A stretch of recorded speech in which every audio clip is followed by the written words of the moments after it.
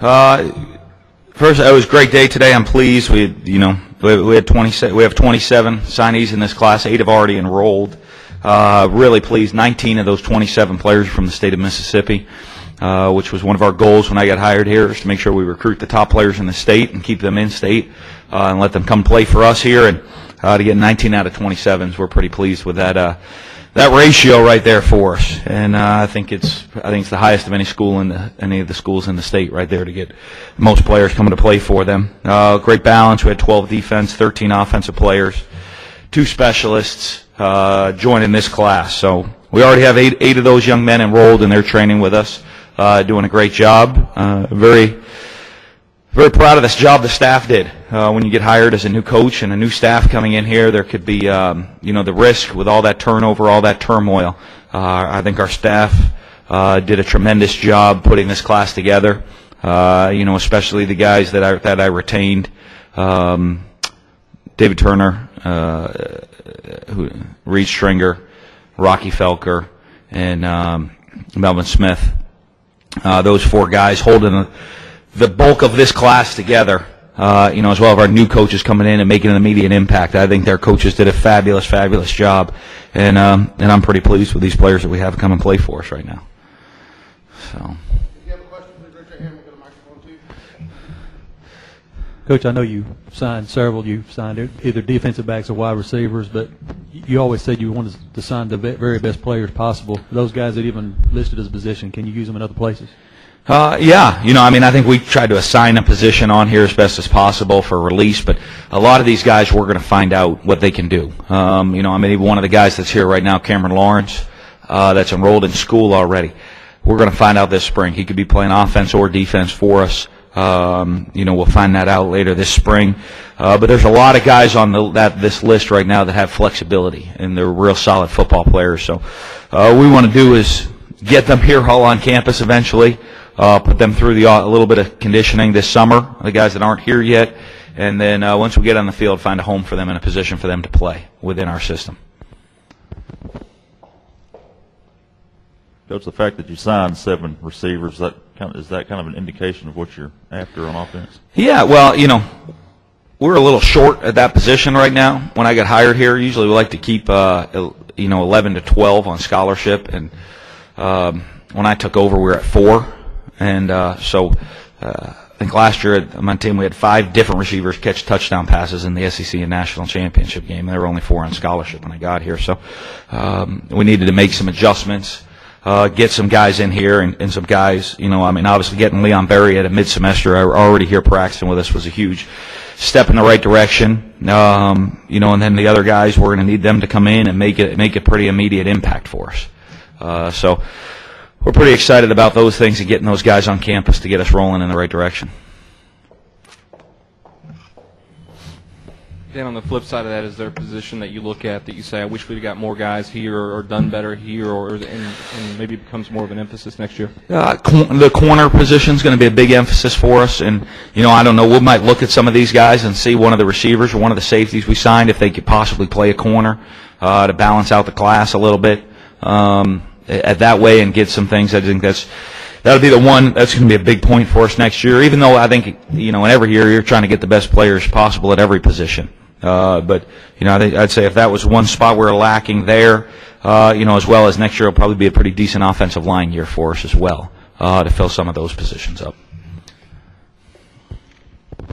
Coach, obviously you've been through national signing days in the past, but this is the first as a head coach. Just your thoughts leading up to it and what it's been like, the entire process. I guess during your career, when you start off as a young coach or a position coach and a recruiting coach, you're worried about, all right, I have 1 quarterback going to sign and 3 other guys I recruited going to sign. So you're up all night worrying about those 3. As the coordinator, you're thinking about, okay, we're signing 9 offensive players right here. We got to get all 9 of them on board. I had 27 names rolling through 8 were already here, so I felt good about those 8. I'm thinking about those 8 that they better wake up and be on time for our workout at 5:45 this morning. But the other 19 is just going through your mind over and over and over and making sure, have we covered every possible angle to make sure that these guys are going to be coming and playing for the Bulldogs. And so I think last night our whole staff did a great job, and we sat in the room, called every one of those prospects, and everybody felt pretty comfortable with the position we were at, heading home, and we had really no surprises today. And so we were pretty pleased in how it worked out. I didn't sleep a whole lot, I don't think, last night, just thinking of get paranoid at about 2 o'clock in the morning, thinking, boy, okay, we've covered that angle. Montreal Connors told me he's coming, he's good to go. So, but you're just always kind of thinking, making sure that you're all set with everything. But and then hoping this morning turned out the way it turned out for us. Coach, when you first took the job, you talked about wanting to hit the schools in Mississippi. And after I know you went to a lot of different schools, your thoughts, were you pleasantly surprised at the reception and the talent that you saw up close? Well, I have, and I think we've put together a staff that, has a lot of respect of Mississippi high school coaches. They already have a lot of relationships built here on our staff. So I am pleased, obviously, with 19, of our 27 players coming from the state. I think we started to make a push today for next year's class, talking to the top players before I let our coaches get out of here, trying to talk to all the top players, the juniors in the state already for next year, to get that start, because we want to make sure that every year, I hope a year from now I'm coming up here talking about the majority of our class were high school players from the state of Mississippi. That's very important, and it's one of the reasons I took the job, so that we don't have to travel around the country to find great talent. We have it right here in the state, and we just want to get it to come play for us. Obviously, Coach, you have to send at least a couple of these guys to JUCO or whatever. Any thoughts on who that might be yet? You know what? I think that's up in the air. I think with our coaches, we're going to do a real thorough concentration for us, working with counselors, working with these grades to get these guys all eligible. And, that'd be a last resort for us. Trying to think. Let me look if there's one that I know for sure. Yeah, I think not Sam.